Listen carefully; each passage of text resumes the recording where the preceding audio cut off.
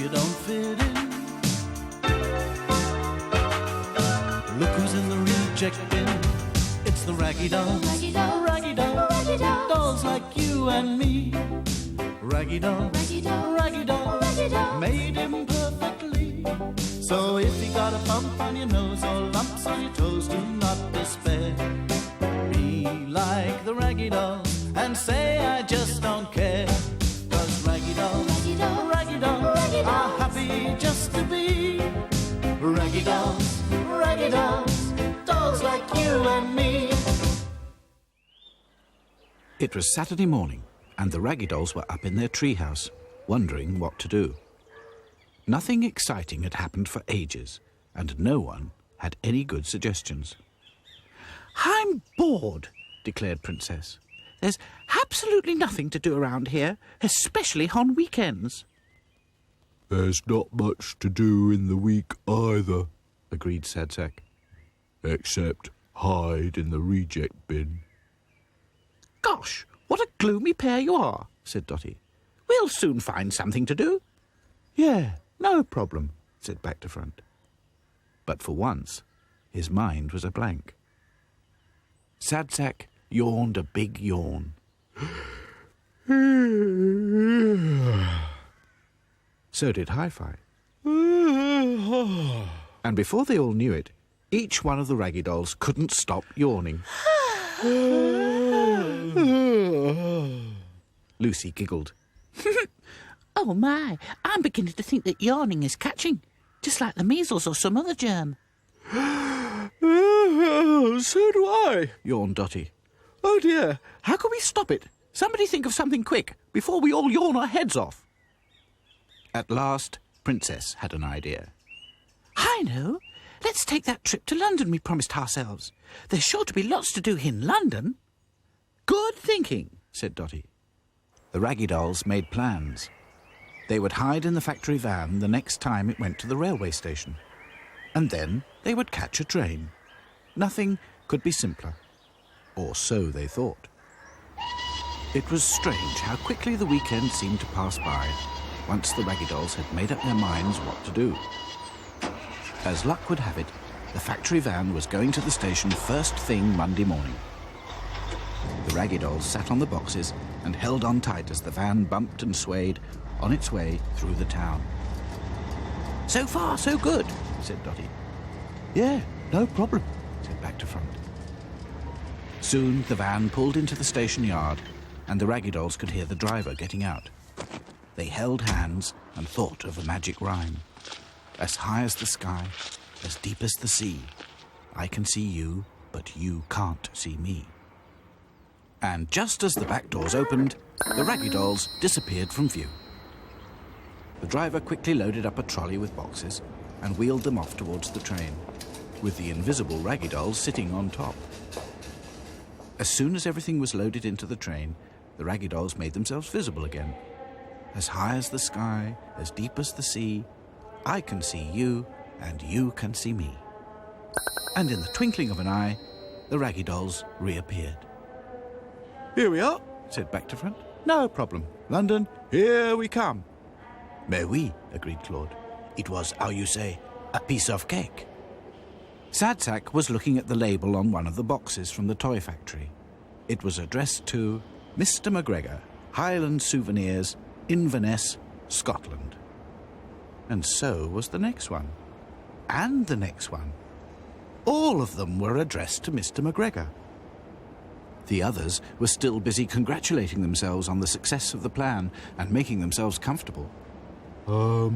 Excuse me, said Sadsack thoughtfully. If we are going to London, why are we on the same train as these parcels? What do you mean? Demanded Dotty. Sadsack pointed to the labels. They're all addressed to Scotland. Oh no, exclaimed Lucy. We must be on the wrong train. No sooner had she spoken than a loudspeaker made an announcement. The train now arriving at platform 3 is the 10:25 for London. The Raggy Dolls looked at one another in dismay. They were on the wrong train, and it was just about to leave. They could hear the guard slamming the doors. "Quick," said Back to Front. "This way." He had managed to open a window. The guard blew his whistle and climbed aboard. A long line of mail trucks was towed away. Friends and relatives waved goodbye to each other. Everyone was so busy that nobody noticed the Raggy Dolls jump from the window into one of the mail trucks. Phew! Said Dotty. That was a narrow escape. Well done, Back to Front. "No problem," he shrugged. "All we've got to do now is get to platform 3. The London train had only just pulled into the platform, and people were rushing about all over the station. Luckily for the Raggy Dolls, the driver towing the mail trucks beeped his horn to make way through the hurrying passengers and took them straight there. In no time at all, the Raggy Dolls were on their way to London. Oh, dear, Sighed Lucy. I'm not sure I want to go to London after all. I think I've had quite enough excitement already. Sadsack was just as worried as Lucy. He looked out of the window at the telegraph poles whizzing by. Even if we do get to London, he thought, what are we going to see? All of the Raggy Dolls were thinking the same sort of thing. After the shock of nearly catching the wrong train, they couldn't help letting their imaginations wander. They thought of all the things there are to do in London.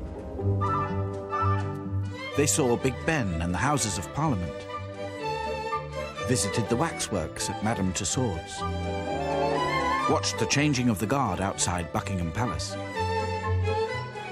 saw the Beefeaters and the Crown Jewels at the Tower of London. They fed the pigeons in Trafalgar Square, had tea and buns at the Ritz. They even had their own special box at the Opera. The Raggy Dolls were all fast asleep when the train pulled into the big London station. The guard was surprised to see them in amongst the parcels and mail bags. He thought they must be lost property. "God, stoner crows," he muttered. "The things people leave on trains."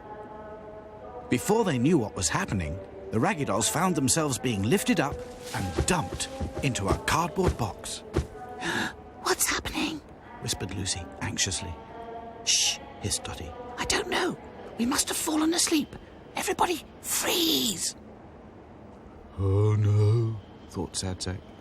I might have known something like this would happen. The guard took the box of worried Raggy Dolls straight to the lost property office.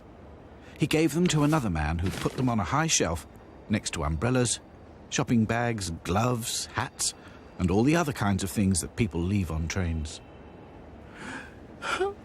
It's all my fault, sobbed Princess as soon as the man had gone. If I hadn't been so bored, none of this would have happened. Cheer up, said Back to Front. It's not your fault. All of us were bored. We all wanted to come to London. Quite right, said Dotty. And now we're here, it's up to us to make the best of it. At least we have a roof over our heads. Yes, stammered Hi-Fi. No one knows we're here. We're quite safe. The Raggy Dolls cheered up and once again thought of all the things they could do in the big city. After all, they had a nice big box to sleep in. Everyone seemed far too busy to notice them, and as long as they didn't fall asleep again, they could do more or less as they pleased. Even Sadsack was looking forward to some new adventures. As the Raggy Doll settled down for the night, he didn't feel homesick at all. When you think of it, he thought, one reject bin is very much like another. Raggy dolls, dolls like you and me. Raggy dolls, made imperfectly. So if you're not at ease with your knobbly knees and your fingers are all thumbs, stand on your two left feet and join our Raggy Doll chums. 'Cause Raggy dolls are happy just to be Raggy Dolls.